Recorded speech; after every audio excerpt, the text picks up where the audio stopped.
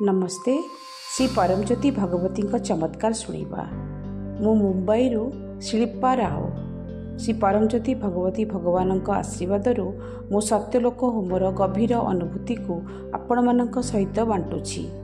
2022 मसीहा डिसेम्बर मास 23 तारिख में आमे आम पुओ सहित दुबई रे थिबा समय रे मो स्वामी मस्तिष्क रक्तस्राव होइथिला। यह आम परिवार पई एक गभीर आह्वान समय थिला। आम परिवार एवं सेवक गोष्ठी मिलित भाव शीघ्र आरोग्य पई प्रार्थना करिथिलु।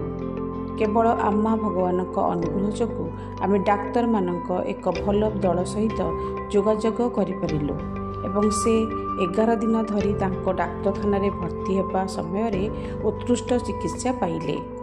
एही समय रे सुदर्शन होम करा जाउथिला। मो परिवार सहित सुदर्शन होम रे अंशग्रहण करिबा पई पंजीकरण करिली एवं हॉस्पिटल रु ऑनलाइन रे होम रे जोग देली।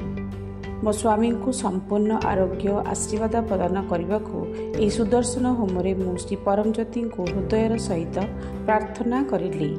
मो सेवक मानकु मध्य तांको पई प्रार्थना रे रहिबाकु मेसेज करिली।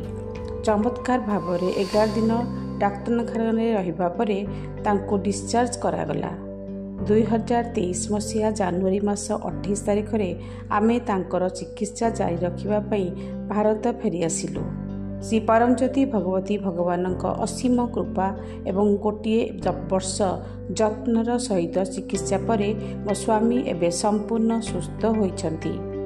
एपरी कष्टकर समय रे दैविक हस्तक्षेप एवं आमको आरोग्य और शक्तिर आशीर्वाद प्रदान करने पाई आमर परिवार वैदेश्वर श्री परमज्योति भगवती भगवान निकट में चिर कृतज्ञ। हे परमज्योति भगवती भगवान, आमे आपणको कोटि कोटि धन्यवाद जनाउछु।